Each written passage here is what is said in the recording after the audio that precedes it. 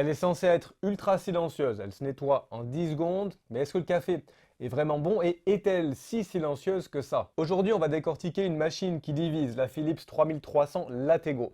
Et vous allez voir, il y a pas mal de choses à dire. Salut à tous les passionnés de café, bienvenue sur Café Lista, je m'appelle Colin, vous êtes sur la chaîne pour tout apprendre sur le café et l'espresso à la maison. J'ai acheté la Philips 3300 il y a plusieurs semaines, je l'ai testé sous toutes les coutures et je vous donne ici mon avis totalement indépendant. Et d'ailleurs, si vous voulez vérifier le prix actuel ou en savoir un peu plus sur la machine, je vous mets les liens juste en dessous dans la description, vous pouvez aller y jeter un œil. Ok, maintenant que c'est dit, passons aux choses sérieuses. On va commencer avec la philosophie de Philips, tout miser sur la simplicité. Avant de parler de performance, je pense qu'il faut comprendre une chose essentielle ici avec les machines Philips et avec la 3300, c'est que la marque n'a pas vraiment essayé de faire ici la machine la plus perfectionnée ou le meilleur espresso du marché. Pour moi, l'objectif ici, ça a été de résoudre trois grands problèmes pour les utilisateurs de machines automatiques. On a tout d'abord le système Lattego ici, c'est le système de lait qui est assez révolutionnaire en deux parties.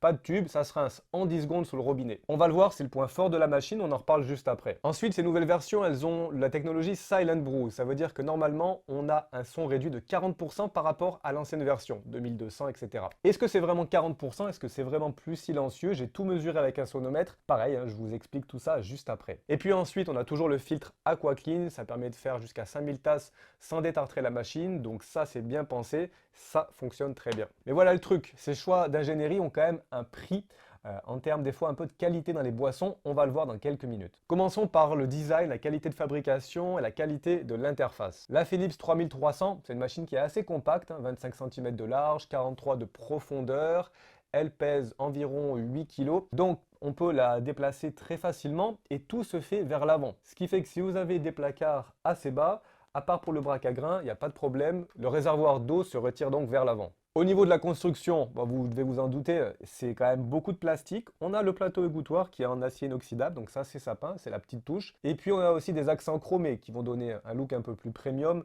notamment autour ici de l'interface, le bec verseur. Pour son prix, c'est normal, on reste sur une machine quand même entrée de gamme. Donc on ne va pas s'attendre à du métal massif. Surtout que c'est une des machines les moins chères dans cette catégorie avec aussi un système de lait automatique. Au niveau de l'ergonomie, tout est très bien pensé. Le réservoir d'eau donc fait 1,8 litres. Il se retire vers l'avant, donc ça c'est bien. Le bac d'égouttage aussi.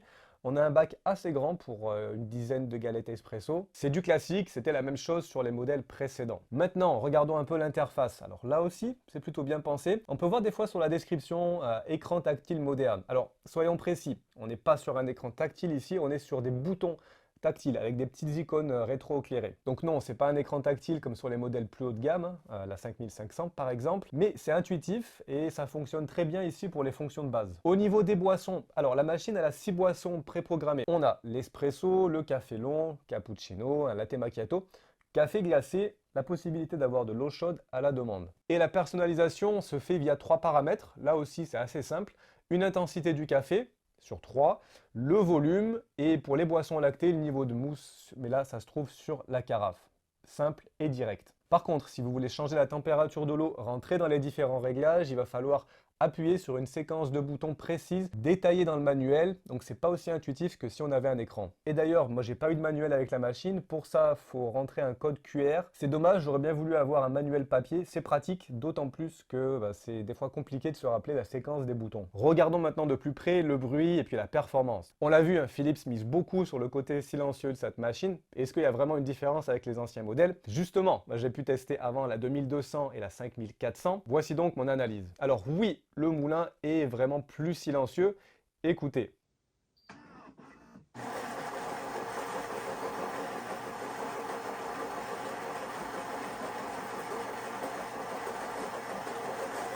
On a donc un pic à 61-62 décibels, ce qui est assez bas, le son est vraiment étouffé. Le couvercle joue ici un grand rôle dans la réduction du bruit. Écoutez maintenant avec le couvercle enlevé.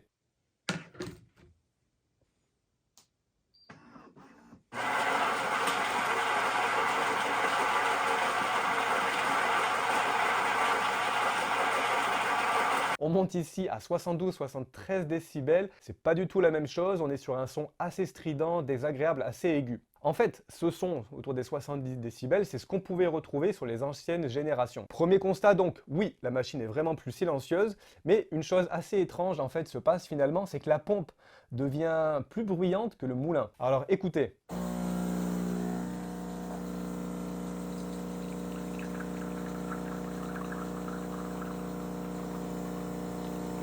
On a un pic pour la pompe à 62 décibels, mais en fait à l'écoute, le bruit est plus désagréable et un peu plus fort que le moulin. Donc c'est assez spécial, c'est ce qui se passe en général, c'est l'inverse. Le moulin est souvent beaucoup plus fort que la pompe sur les autres machines à grains. Donc oui, elle est vraiment plus silencieuse que les anciens modèles, dommage qu'il n'y ait pas eu aussi un travail qui a été fait sur la pompe. Mais cela dit, là encore c'est normal puisqu'on est toujours sur une machine d'entrée de gamme, donc on n'a pas les mêmes matériaux que sur des machines qui sont plus chères. Est-ce que le café est assez chaud? C'est souvent une question qui revient. Au niveau de la température des boissons, des bons résultats ici, un espresso qui sort à 85 degrés Celsius, alors que la machine venait juste d'être allumée. Le cappuccino, lui aussi, sort dans les mêmes fourchettes, 84-85 degrés. Une eau chaude qui sort à elle plus de 90 degrés, donc là aussi rien à redire. Parfait si vous voulez ajouter pour un americano ou vous faire un thé aussi après. Après 20 minutes branchées et plusieurs cafés effectués, la machine chauffe en fait assez peu.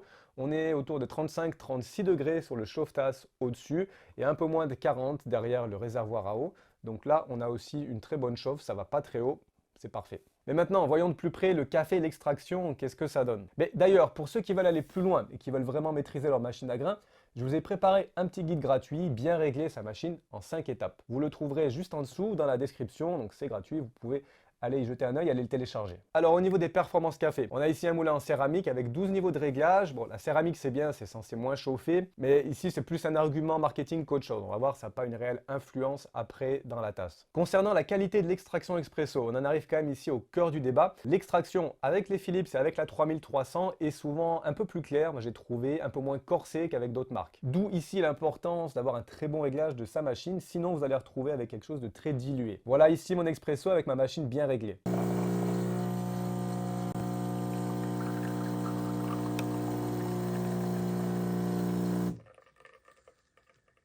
Avec le groupe Philips, j'ai l'impression que l'eau a tendance quand même à couler assez vite. J'arrive pas à avoir une finesse de la mouture suffisante, donc il y a un peu moins de résistance. Conclusion, on a une extraction un peu plus légère, un café qui va couler un peu plus vite. Au niveau des mesures, avec les TDS, ce qui va mesurer l'extraction espresso, avec cette machine, je suis à 4,5 à 5,5%. Pour vous donner une idée, avec d'autres marques, en général DeLonghi, Melita, KitchenAid, je suis plutôt entre 6 et 7%. Donc là, ça veut dire qu'on a un café qui sera un peu plus intense, un peu plus extrait. Et rapidement, pour vous donner un ordre d'idée, avec une véritable machine espresso, comme celles qui sont derrière, on est entre 10 et 12% par exemple. En conclusion, pour moi en fait, je pense que c'est un compromis qui a été assumé entre ici la facilité d'entretien, d'utilisation et puis l'intensité du café. Mais c'est quand même important à savoir si pour vous l'espresso est la première raison de votre achat. Maintenant, voici ce que beaucoup de gens ne savent pas. Un premier point crucial, c'est que la machine a quand même besoin d'une période de rodage. Les premières expressos seront en général pas terribles, il faut quand même laisser le temps que le groupe café, le moulin, etc.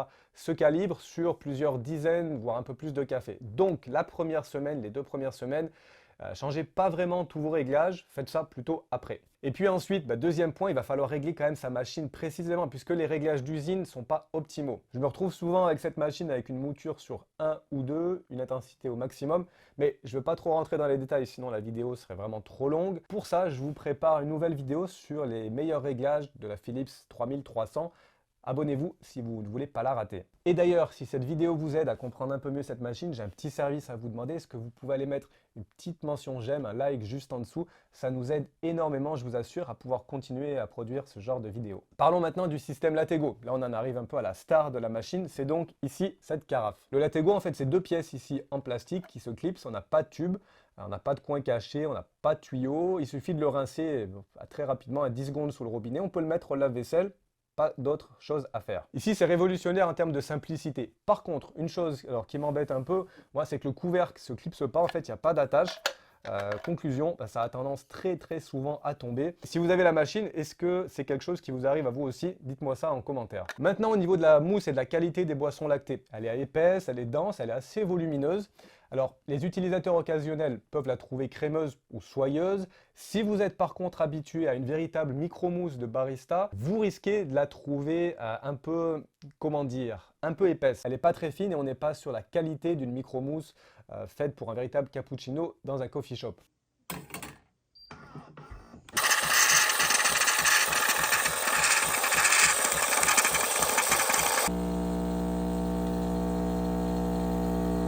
C'est une mousse qui reste un peu en couche sur l'espresso plutôt de se mélanger soigneusement. Donc là encore, pour moi, c'est un compromis entre la facilité et la rapidité d'utilisation et puis la qualité de la micro-mousse. Autre petit détail un peu agaçant, impossible de se faire chauffer simplement du lait. Pour ça, il faut ruser un peu. On peut soit se lancer un cappuccino et annuler ensuite l'espresso avant qu'il coule, ou alors on va utiliser la fonction de la trappe à moulu sans rien mettre dedans avec le cappuccino. Bon, c'est une petite bidouille, je vous expliquerai ça plus en détail dans la vidéo sur les réglages. Mais dommage qu'on n'ait pas cette option directement sur la machine. Et puis sur la température du lait, on l'a vu, très correct, on sort à 85 degrés, donc pas de souci de ce côté-là, ça chauffe très bien. Alors un petit mot sur le café glacé, Philips appelle ça iced coffee. Attention, c'est pas un véritable cold brew, mais d'ailleurs c'est la même chose sur toutes les autres marques qui proposent cette fonction. C'est plutôt un café concentré, brassé, extrait à température ambiante, un peu plus basse donc, avec un débit aussi plus lent, conçu pour être versé sur la glace. Ça, c'est vraiment important, sinon le résultat est tiède. Donc, il faut absolument ajouter des gazons, sinon c'est vraiment pas bon. Ça fonctionne bien pour ce que c'est, mais il ne faut pas s'attendre à avoir non plus un véritable cold brew qui sera infusé pendant 12 heures. Maintenant, parlons entretien, fiabilité, c'est quand même très important. Quelques points positifs ici. Le groupe café se retire sur le côté, on peut le rincer sous l'eau, en général une fois par semaine, c'est simple. Le bac d'égouttage, on l'a vu, et le bac à marc se vide par l'avant, là aussi c'est bien conçu. Le Latego, impossible de faire plus simple,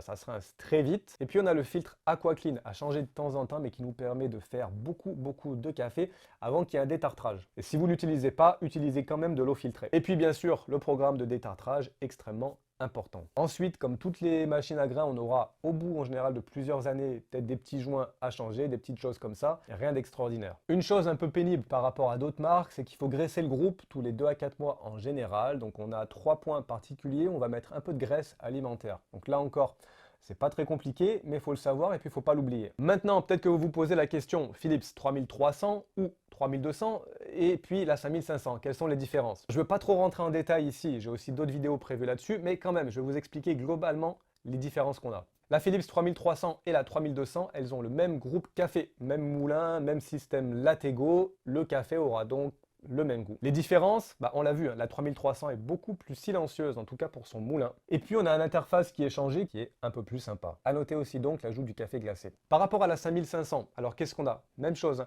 même groupe café, même moulin, même réservoir, même trémie à grains. La différence ici, c'est vraiment logiciel, confort d'utilisation et profil utilisateur. On va pouvoir enregistrer ses boissons précisément. La 5500, elle offre jusqu'à 20 boissons, 5 niveaux d'intensité, des profils utilisateurs et un véritable écran tactile. Alors, mon verdict, je vous recommanderais cette machine si vous cherchez la simplicité absolue. Le système Latego ici est vraiment extrêmement facile à utiliser. Vous passez d'une machine à capsule à une machine à grains et vous voulez la simplicité totale. Si vous buvez beaucoup de cappuccino, de boissons lactées, la mousse ici automatique et le système Latego, on l'a vu, super pratique. Et enfin, si pour vous le bruit du moulin est vraiment très important, la technologie change quand même la donne, ça fonctionne. La pompe reste toujours un peu forte. Mais cela dit, c'est peut-être la machine la plus silencieuse dans l'entrée de gamme, donc là ça vaut le coup. Maintenant, je vous dirais, passez votre chemin si jamais vous êtes vraiment un puriste de l'espresso, si vous cherchez une machine vraiment centrée sur la qualité de l'espresso. Si vous aimez ensuite bricoler, affiner vos réglages, on l'a dit, c'est une machine conçue pour la simplicité, facilité.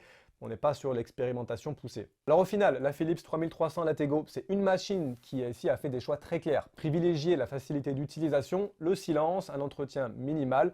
Pour moi, c'est quand même la machine familiale un peu par excellence. Ces choix ont un prix, un espresso un peu moins intense que des fois la concurrence, une mousse de lait là aussi un peu moins fine. Mais à mon avis, pour son public cible, ceux qui veulent un bon café frais les matins sans trop de prise de tête, c'est une machine quand même qui tient ses promesses. Question pour vous, est-ce que la simplicité de nettoyage et le silence valent le compromis sur l'intensité de l'espresso et la qualité des boissons lactées? Dites-moi ça juste en commentaire, je serais curieux de connaître votre avis. Et puis si vous êtes toujours avec moi jusqu'à la fin, merci d'avoir regardé cette vidéo en entier. Si vous l'avez apprécié, je suis presque sûr que vous allez adorer celle qui apparaît juste là. Moi, je vous souhaite maintenant une bonne journée, une bonne semaine. Je vous dis à très vite sur Café Lista. Ciao!